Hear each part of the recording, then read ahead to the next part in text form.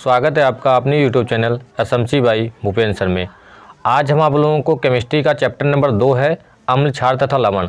पिछले क्लास में हमने आप लोगों को अम्ल के बारे में बताया था, तो आज हम आप लोगों को क्षार के बारे में बताएंगे। क्षार मतलब बेस होता है और इससे हर एक पेपर में हर बार एक क्वेश्चन ज़रूर आता है, अम्ल, क्षार या पीएच मान।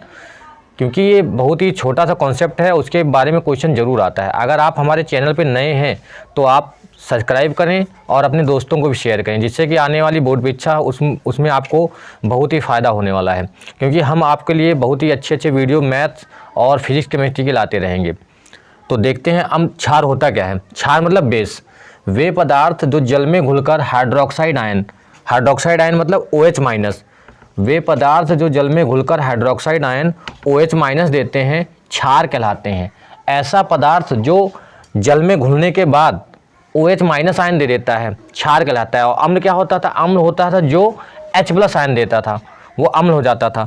मतलब क्षार होता है जो OH माइनस आयन देता है, क्षार कहलाता है। जैसे NaOH, KOH, MgOH का होल ट्वाइस, NH4OH, CaOH का होल ट्वाइस, ये सभी क्या होते हैं? क्षार। जैसे अगर NaOH को हम ब्रेक करें तो NaOH क्या हो जाएगा? Na प्लस हो जाएगा प्लस OH माइनस हो जाएगा। ये क्या निकल रहा है? OH माइनस आयन निकल रहा है। OH माइनस आयन निकल रहा है मतलब ये क्षार है।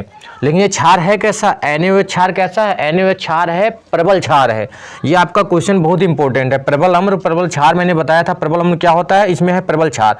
NaOH प्रबल क्षार होता है, KOH प्रबल क्षार होता है। और ये जो है MgOH का होल ट्वाइस, NH4OH और CaOH का होल ट्वाइस, ये सब क्या होते हैं? ये दुर्बल क्षार होते हैं। NaOH और KOH ये होते हैं प्रबल क्षार। सोडियम हाइड्रोक्साइड, पोटेशियम हाइड्रोक्साइड, ये प्रबल क्षार होते हैं, ठीक है। और ये दुर्बल क्षार होते हैं। तो इसमें देखो NaOH, ये Na प्लस हो गया और OH माइनस हो गया।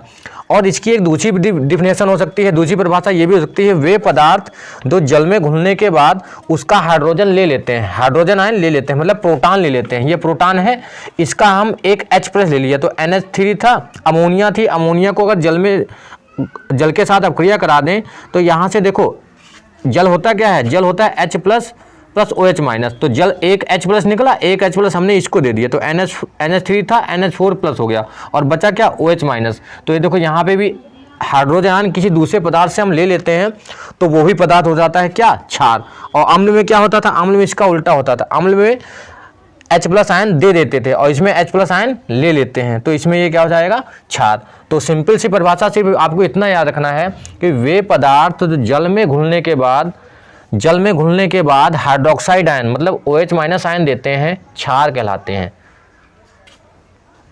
और ये जो क्षार होते हैं वो क्षार स्वाद में कैसे होते हैं? क्षार जो होते हैं स्वाद में कड़वे होते हैं। क्षार स्वाद में कैसे होते हैं? क्षार जो होते हैं स्वाद में कड़वे होते हैं। और अम्ल कैसे होते थे? अम्ल जो होते हैं स्वाद में खट्टे होते हैं। और क्षार को हम भस्म भी कहते हैं। क्षार को हम क्या कहते हैं? भस्म। इसको हम भस्म भी कहते हैं। अगर आपसे पूछा जाए कि भस्म किसे कहते हैं तो क्षार को ही भस्म कहते हैं।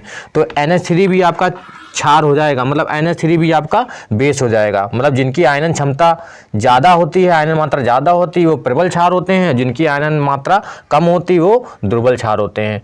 तो यही आपका अम्ल और क्षार का कॉन्सेप्ट हो जाएगा। इसका अगला जो कॉन्सेप्ट हम लेके आएंगे वो आपका लेके आएंगे पीएच मान। तो अगर आप हमारे चैनल पर नए हैं तो प्लीज़ सब्सक्राइब करें और ज़्यादा से ज़्यादा लोगों को शेयर करें। धन्यवाद।